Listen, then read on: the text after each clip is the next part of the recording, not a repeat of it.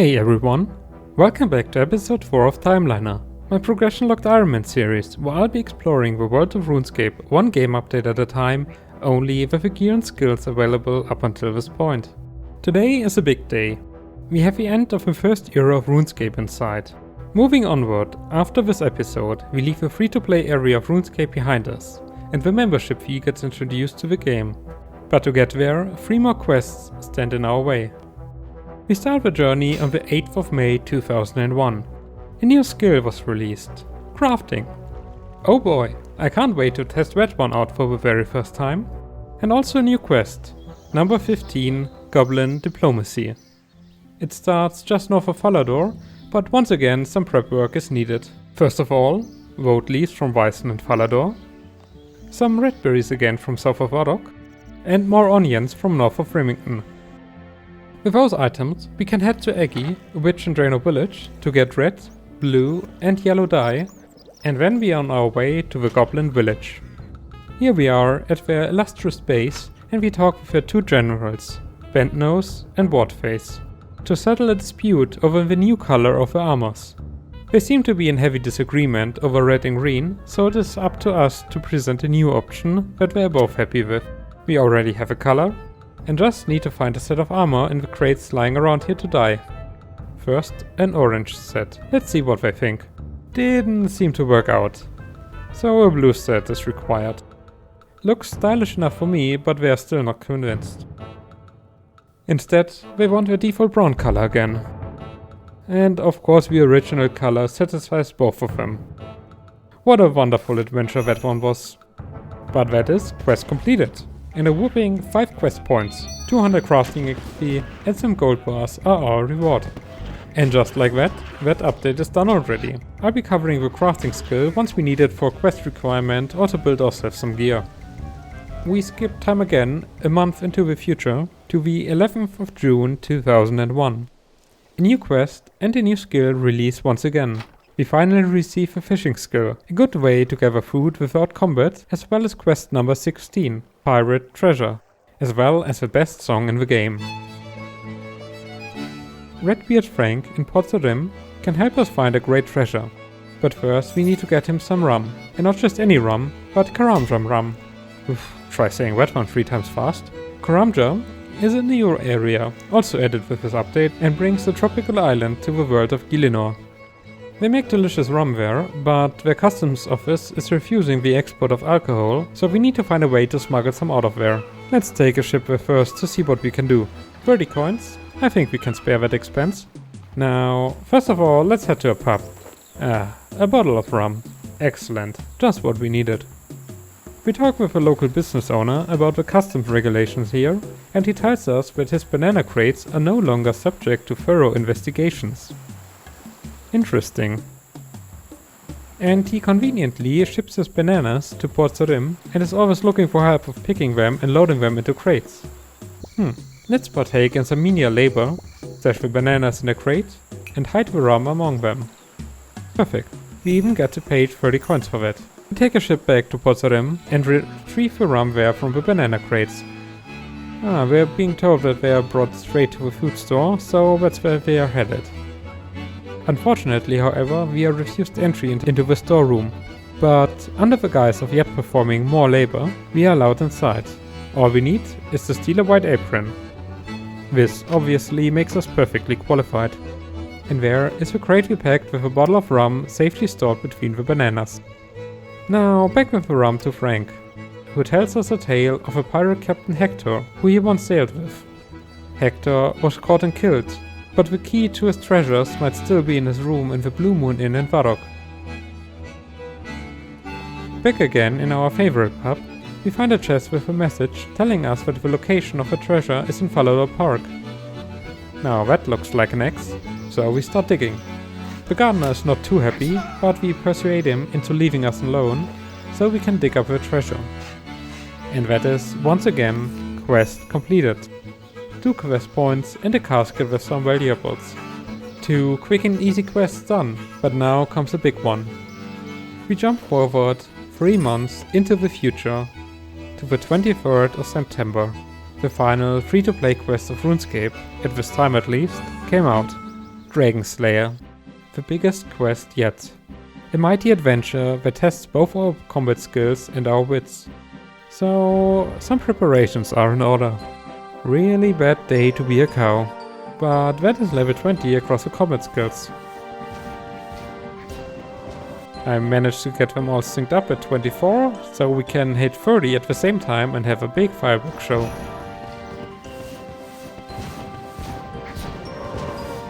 Alright, enough fighting with bad gear. Let's get some upgrades.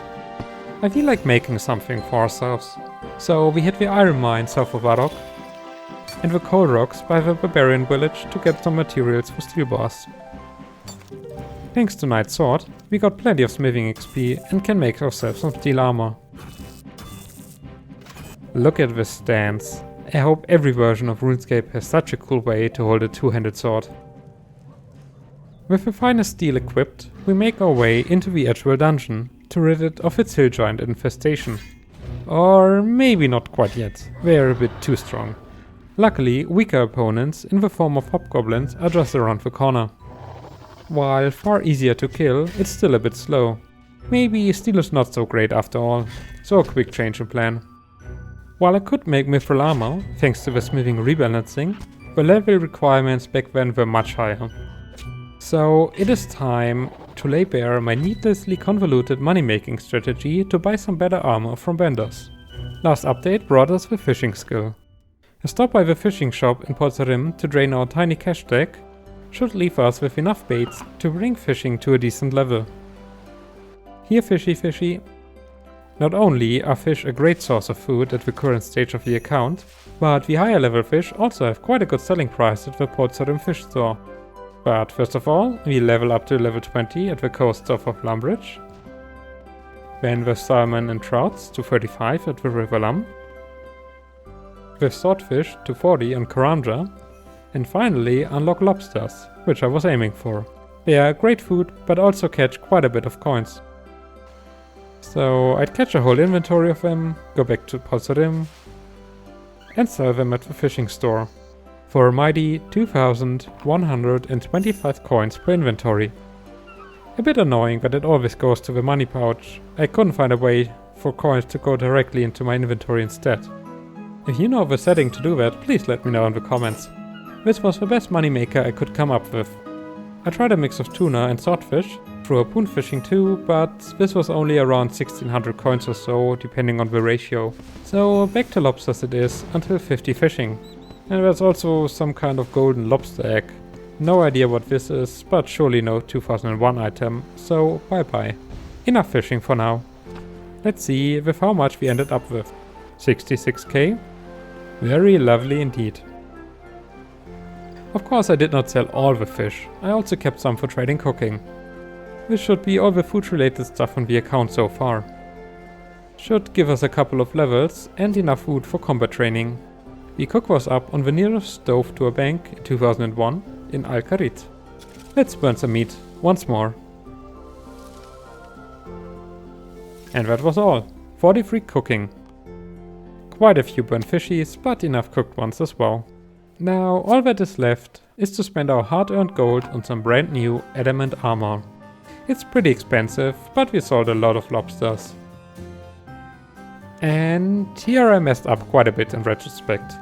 I've only really played with the pre-evolution of combat system, so I did some initial testings on another account to get a hang of it, especially in regards to gear switches. Back then there were some minor accuracy debuffs in some gear pieces for other styles. It is however quite significant in the modern version.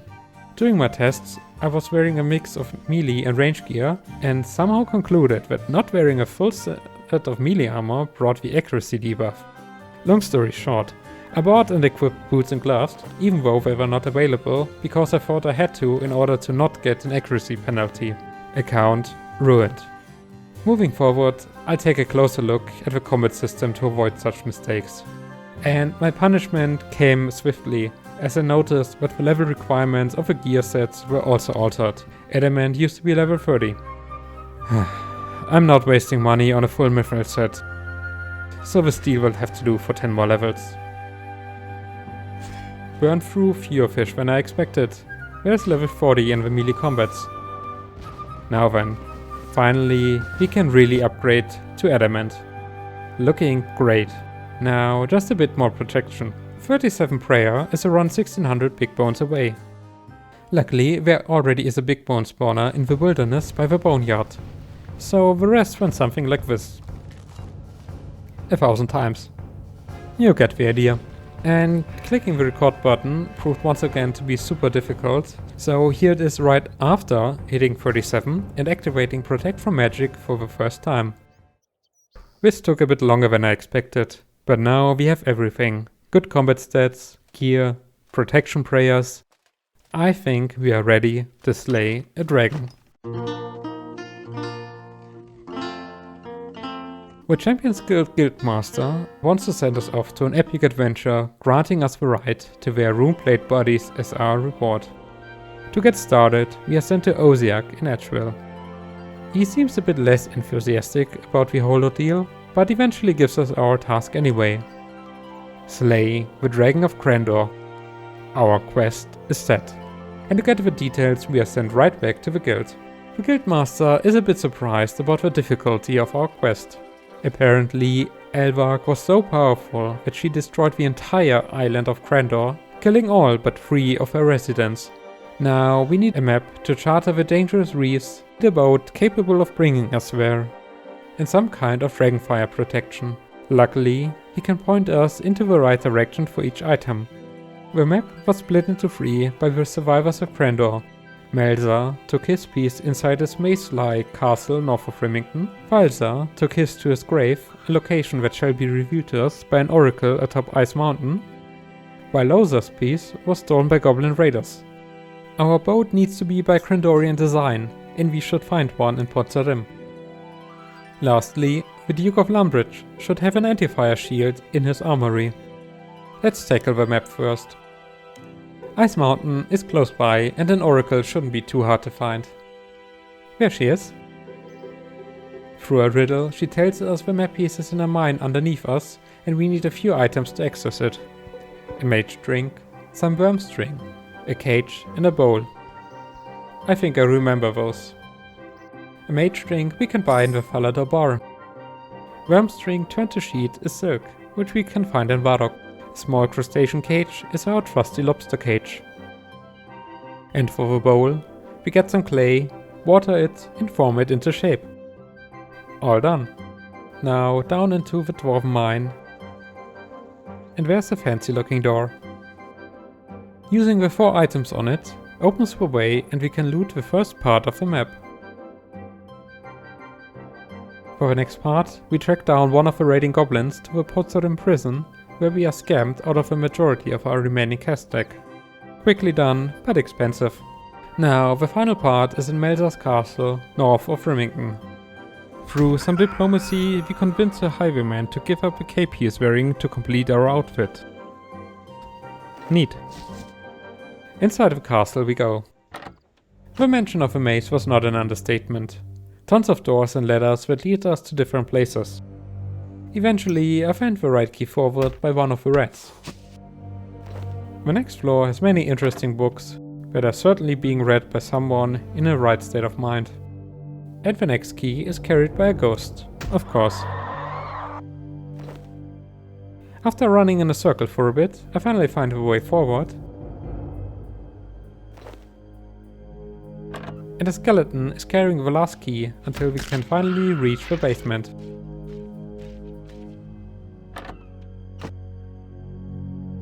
Seeing through walls makes guessing the next door really easy. Oh, Melza is still alive. But all this time here has made him gone mad. By the power of custard! Let's put him out of his misery and get yet another key. Now, a lesser demon is all that stands between us and the final door. And behind the green door, in a chest, is the third piece of a map.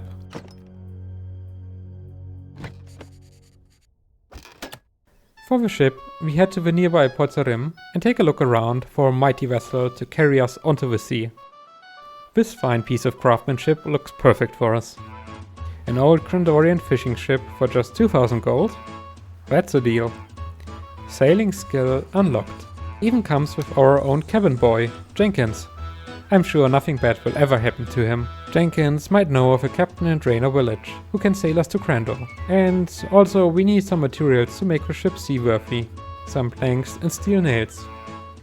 The only place for planks at the time was an undead infested graveyard in the wilderness, and we can smith the nails ourselves. Back in Port Sarim, our carpentry skills allow us to fix the ship. Next on the list, Dragonfire protection in Lumbridge. Back when we began, we talked to the Duke, whose birthday cake we helped make. He warns us that Elvark is a fearsome foe, but wants to see her being dealt with, so gives us the shield freely. No strings attached. Good man. More NPCs should be like him. Now, all that remains is finding a captain in Draenor village. First, let's combine the 3 map pieces and receive his totally legible sea shard. Ned, a former seafarer, is happy to come out of retirement to take us to Crandor. With both a seaworthy ship and a way to get us there, he promises to meet us at the docks. Time to gear up. With full Addy, an inventory of food, and the promise of adventure, we set sail. What a peaceful and relaxing journey.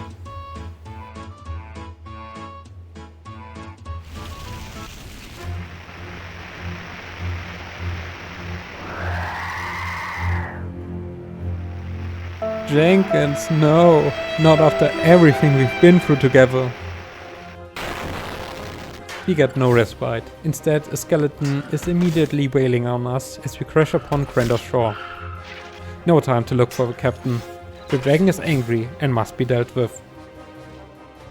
We were told that Elvark lives in a cave below the island and find an entrance at the top of a mountain.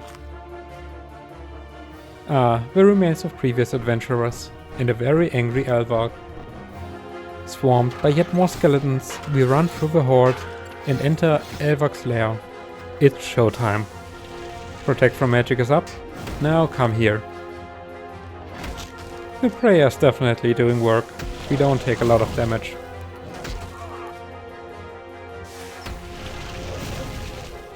Our food will last quite a while this way.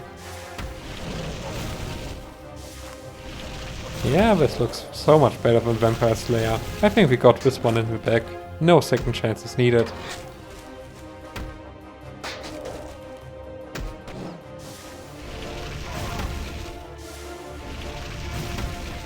Come on.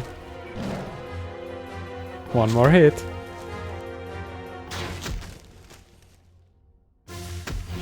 There we go. Yeah, sure, just rip that one straight off. We're mentally sane. Proof of victory acquired. Before we leave, just some investigations to our lair. That guy fared a bit worse than we did. Ah, it's the one who awakened her. Time to get out of here. The passage through a volcano leads us back to Karamja. Back in Edwell, we present proof of our kill to Oziak, much to his surprise. I have to say, it was a bit easier than I expected. When I first started playing, I was wearing full rune, sans the plate body, and had my combats in the 50s. Balance changes unfortunately cannot be mitigated. Anyway, that is now quest completed. It was still a grand journey. A lot of combat XP, a rune plate body, and the anti-dragon shield are ours. Traditionally, wearing a rune plate body was locked behind this quest. And this was the conclusion of the first year of Runescape, as well as its free-to-play journey.